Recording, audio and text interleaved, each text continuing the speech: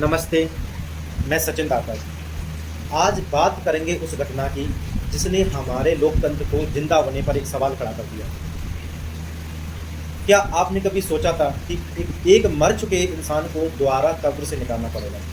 इसलिए नहीं कि उसे इंसाफ चाहिए, बल्कि इसलिए कि उसे बैंक के एक कागज़ पर लिखे एक प्रमाण की कीमत एक गरीब की ज़िंदगी और उसकी गरिमा से बड़ी हो गई।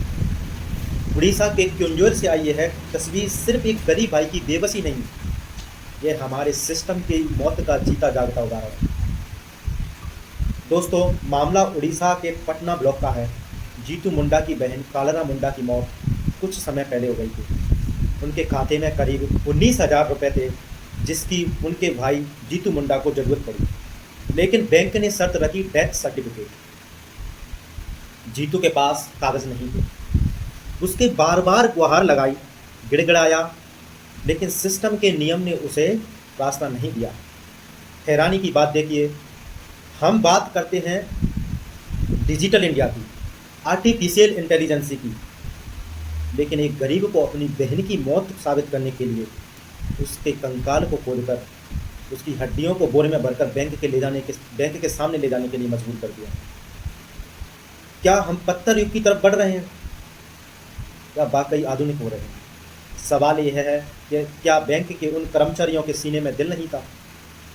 नियम अपनी जगह हैं, लेकिन क्या एक ग्रामीण क्षेत्र के अनपढ़ और गरीब आदमी की मजबूरी देखकर कोई फिजिकल वेरिफिकेशन नहीं हो सकता था?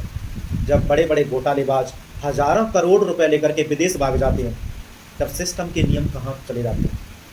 लेकिन जब एक जीतू मुंडा अपने ही हक अपने ही बहन के 19,000 रुपये लेने के लिए बैंक जाता है, तो उससे डेथ सर्टिफिकेट मांगा जाता है, प्रूफ मांगा जाता है, तो उसको एक कंकाल लाने के लिए मजबूर किया जाता है। यही इस देश की कड़वी सच्चाई है, जहाँ गरीब होना ही सबसे बड़ा अपराध मान लिया गया है।